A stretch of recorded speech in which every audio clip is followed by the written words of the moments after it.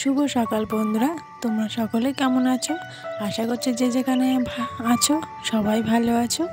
আমিও বেশ ভালো আছি। তো দেখো, আমার মাম্মাম উঠে গেছে, আজকে অনেক সকালেই উঠেছে, 7টা পৌনে 7টার দিকে উঠেছে। আমি ওকে রেডি করে ওর ম্যাগিটা খাবারটা তৈরি করে দিলাম, খাইয়েও দিলাম, দিয়ে এবার ও ওর মতন খেলা করবে। তো সেটাই করছে। আর আমি এদিকে আজকে তোমাদের ব্লগটা শেয়ার করব কিসের উপর দিয়ে সেটা একটু বলে দিই। সেটা হচ্ছে, আজকে দেখো আমি 30 মিনিটের মধ্যে আমি কিভাবে আমার রান্নাঘরটা পরিষ্কার করে রাখি। সকালে সকালে বাসি কাজকর্ম সেরে সেটা পরিষ্কার করে রাখছি, সেটা কিভাবে 30 মিনিটের মধ্যে সম্ভব সেটাই আমি তোমাদেরকে দেখাবো।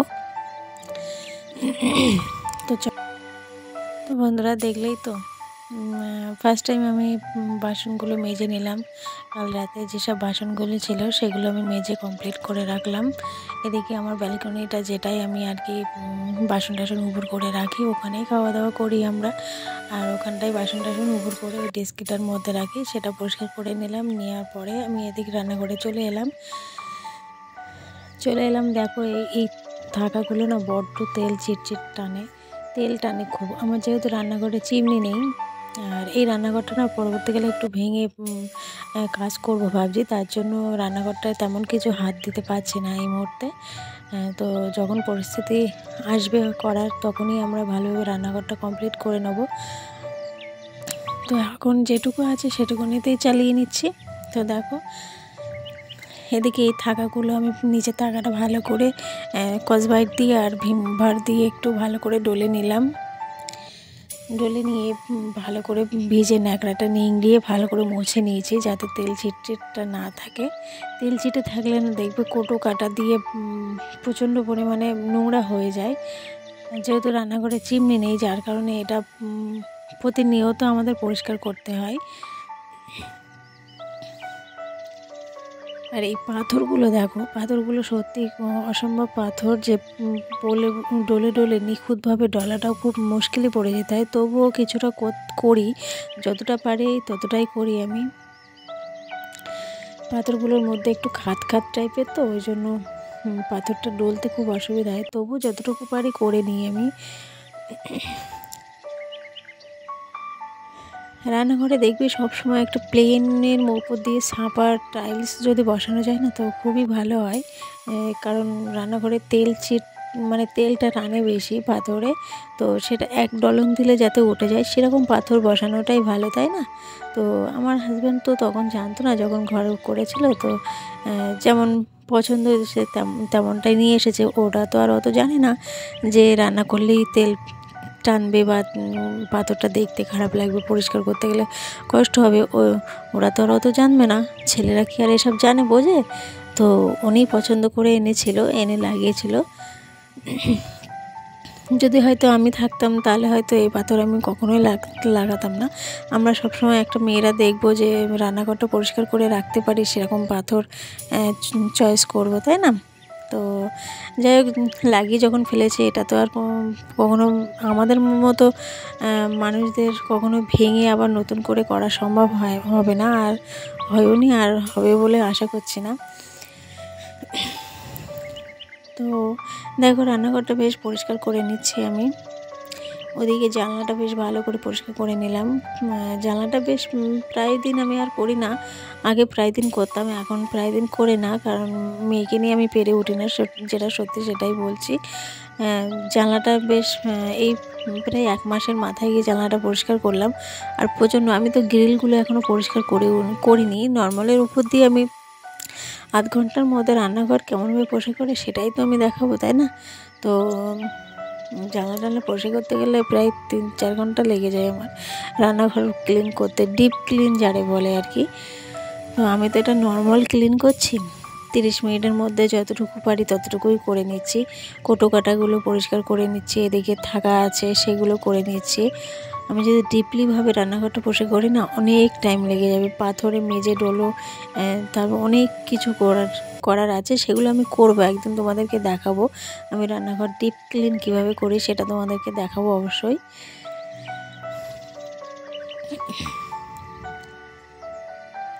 তো দেখো এই কৌটো কাটাগুলো পরিষ্কার করতে হয়, এখানে আমার রাখতে হয়, যেহেতু রান্নাঘরে যেটাই রাখি না কেন তেল টেনে নেয় রান্না করলে।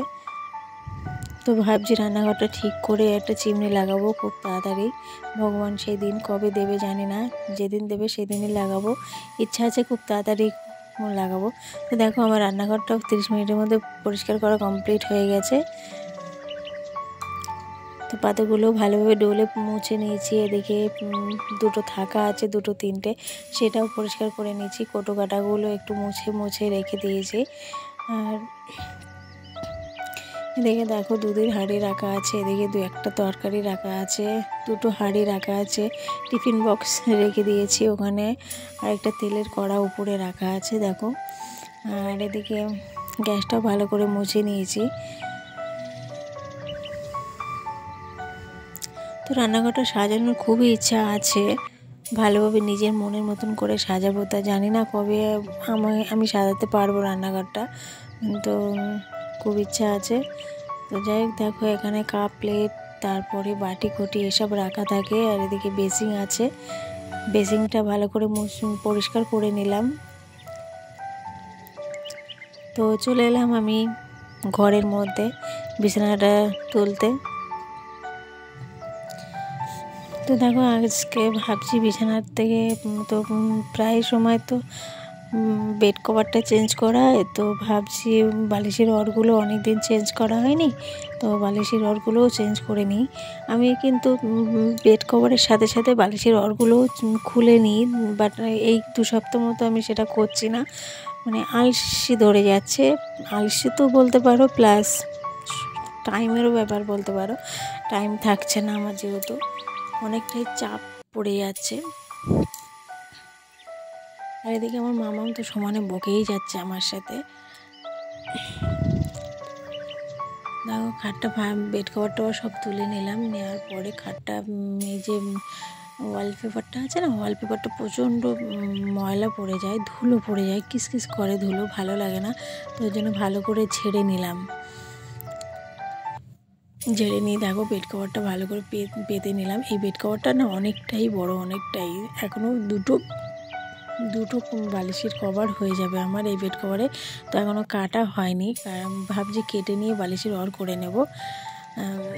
তো দেখো তারপরে আর একটা বেড কভার, মানে আরও কিছু আমার বালিশের ওর তোলা ছিল, সেইগুলোই আমি চেঞ্জ করে পরিয়ে দিলাম সাথে সাথে, যে কারণ ওর বাবা খুব একটা ভালোবাসে না যে এরকম বালিশগুলো আলগোছা করে রাখতে। তো যখনই বেড কভার বা বালিশের ওয়ার আমি যদি পাল্টিয়ে থাকি, তখনই আমার নতুন কোনো আর একটা এক্সট্রা ওয়ার পরিয়ে দিতেই হয়। তো এদিকে চলে এলাম ভিজে জামা কাপড়গুলো যা ছিল ভিজে ছিল সেগুলো মেলে চলে এলাম আমি ঘরের মধ্যে। বিছানাটা পাতা ছিল, সেটা তুলে ভালো করে রেখে দিলাম ঝেড়ে ঝুড়ে। আর এদিকে আমি ঘর ঝাড় দিচ্ছি।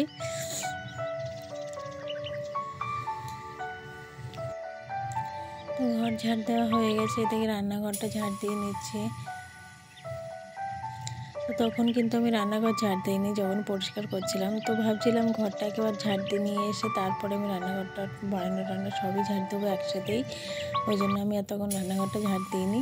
আর এদিকে ভালো করে পাপড়গুলো ঝেড়ে নিলাম, কারণ ও তো প্রচণ্ড ধুলো থাকে, আর অনেক দিন তো সিঁড়িটা ঝাড় দেওয়া হয় না, মানে ওই জন্য ভাবছি আজকে ঝাড়টা দিয়ে নিই। তা ঝাড়টাও দিয়ে নিলাম, তারপরে চলে এলাম ঘর মুছতে।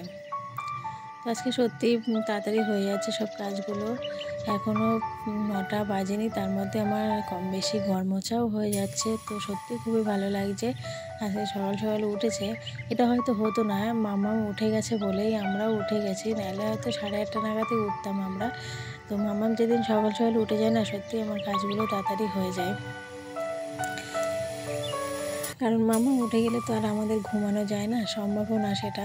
ওই জন্য ওর সাথে সাথে আমরাও উঠে পড়ি। আর ওদিকে দেখো ঘর মুছতে মুছতে আমি এদিকে ভাত চাপিয়ে দিয়েছিলাম প্রেশারে, ডিম চাপিয়ে দিয়েছিলাম, তো ভাতটাও হয়ে গেছে। এদিকে মামাম আজকে সকালবেলা উঠেছে অনেক সকালে, তো সেই জন্য মামামকে ঘুম পাড়িয়ে দিলাম। আর ফার্স্টে আমি বলেছিলাম মামাম 7:45-এর দিকে উঠেছে, তো না, এটা ভুল হয়ে গেছে বলাটা। মামাম আজকে উঠেছিল 5:30টার সময়।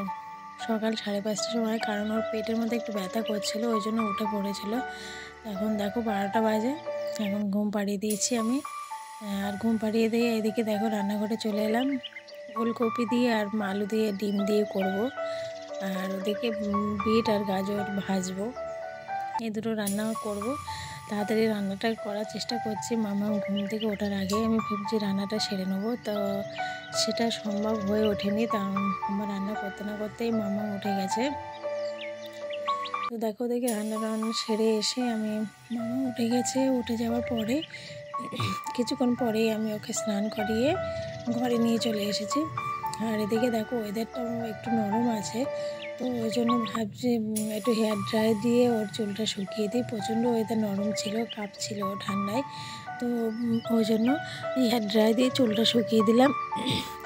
তারপরে আমার শাশুড়িমা একটাই কথা বলে যে সবসময় বাচ্চাকে স্নান করিয়ে খাইয়ে দেবে, তো আমি সেটাই করেছি, স্নান করিয়ে এরপর খাইয়ে দিয়েছি। তো ভাবছি ওর হাতে একটু নখ হয়েছে, কাল তো সরস্বতী পুজো, তো সরস্বতী পুজোর দিন একটা নখ থাকাটা ঠিক দেখায় না, তো ওই জন্য নখটা কেটে দিলাম। আর এদিকে দেখো আমি একটা ব্লাউজ কিনেছিলাম, তো সেই ব্লাউজটা পরবো ভাবছি, তো জানি না আমার পরা হবে কি না। আমার মন না মতে কখনো কখনো কিনি বটে, কিন্তু পরি না। যাই হোক, তারপরে সন্ধ্যাবেলার দিকে দেখো আমার মামা বলছে মা আমাকে নেল পালিশ পরিয়ে দাও, তো সেটাই করিয়ে দিচ্ছি। কাল যেহেতু সরস্বতী পুজো, ওই জন্য সাজগোজ করবে। ওদেরই তো এখন আনন্দ, তাই না? ওদের আনন্দতে তো আমরা আনন্দিত। ওরা ভালো থাকলেই আমরা সত্যিই ভালো থাকবো। আমি চাই ওরা সব সময় ভালো থাকুক। যাই হোক বন্ধুরা, আমার ভিডিওটা এই পর্যন্ত কেমন লাগলো প্লিজ একটু কমেন্ট করে জানিও, আর লাইক করে সাবস্ক্রাইব করে পাশে থেকো। আমার ভিডিওটা এইখানেই আমি শেষ করছি। আবার পরে দেখা হবে নেক্সট ব্লগে। Tata bye.